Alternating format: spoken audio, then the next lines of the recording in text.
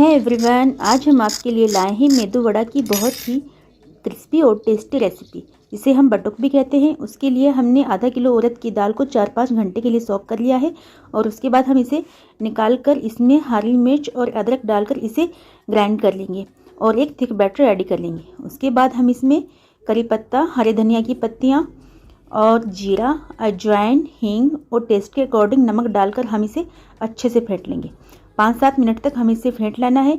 उसके बाद एक बाउल में पानी डालकर हम इसे चेक करेंगे। अगर ये फ्लोट करता है तो मतलब ये है रेडी हो चुका है। उसके बाद एक पैन में ऑयल डालकर हम इस तरीके से थोड़ा थोड़ा लेकर इसे बीच में होल करके हम इसे डीप फ्राई कर लेंगे। और अगर किसी को ऐसे डिफ़िकल्ट लगता है तो हम इसे कड़छी की हेल्प से इस तरीके से भी बना सकते हैं। तो इसी तरह से हमारे मेदू वड़ा बनकर तैयार हैं। आप भी ट्राई कीजिए। Like, share, comment and subscribe. Bye bye.